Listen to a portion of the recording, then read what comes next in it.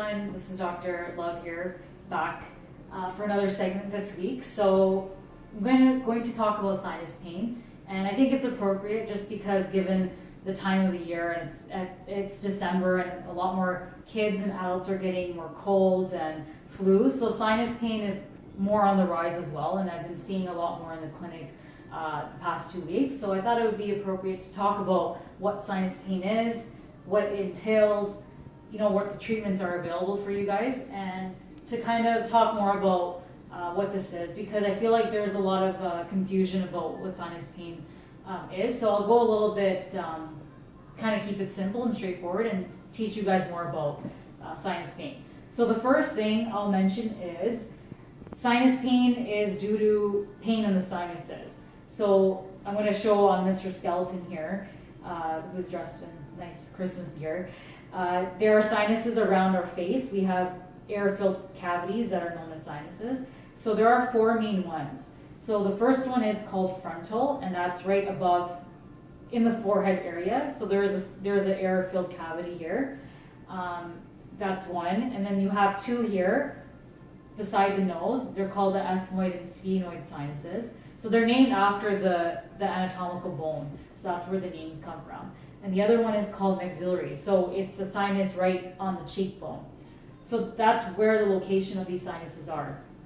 Now, what happens is sometimes lovely bacteria or viral infections, they love these spots because they can grow and replicate in there. So that's where the sinus pain comes from. One cause could be bacterial infection.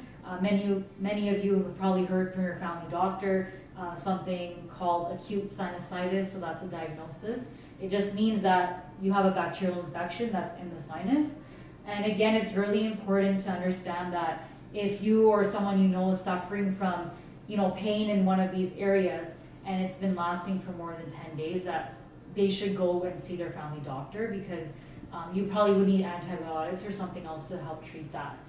And some of the causes, other than bacterial infection, that can cause sinus pain are a deviated septum. So again, we have our nose and we have two nasal passages. We have a septum that actually divides the nose into two parts. So sometimes we are born with a deviated septum. So it actually is bigger on one side and smaller on the other. So it actually blocks the nasal passage on one of the sides. And that can definitely cause some issues, can cause sinus pain, because again, you're getting less air into the cavities. Okay, the other one is allergies. Again, like any allergies, causes inflammation. You can definitely get an allergen going up the nose and landing right into a nice spot in the sinus there, and then that can cause inflammation and therefore sinus pain. So one thing to remember is you definitely need to go and find out what the cause of sinus pain is if you're consistently suffering from this. Okay, and then some of the signs and symptoms, of course, from the title, sinus pain, you're getting pain right there. A lot of people will say that, my face really hurts here, or like I get a lot of pressure here, and it's just achy and it keeps hurting. So that's number one. The other thing that can lead with the pain is a sinus headache. And this by far is probably the worst thing ever. I've suffered from it personally. I've had a sinus headache in here in the maxillary, so in my cheekbone, and it lasted for a week, and it is worse than a migraine. It's like a constant ticking, constant pressure, anything hurts, it's horrible. So it took me a while to kind of get over that as well, so I know how that feels like. And it is essentially like a migraine in your sinus. So that's something that you don't want happening, and if you do, then it's because there's something affecting that cavity there, and we need to get rid of whatever is the cause, right? The other things that can happen is some people get runny, stuffy noses, so that's why it's quite common when people get colds and flus. Post-nasal drip, nose gets really leaky. If they bend forward, nose keeps running, so that's quite common as well.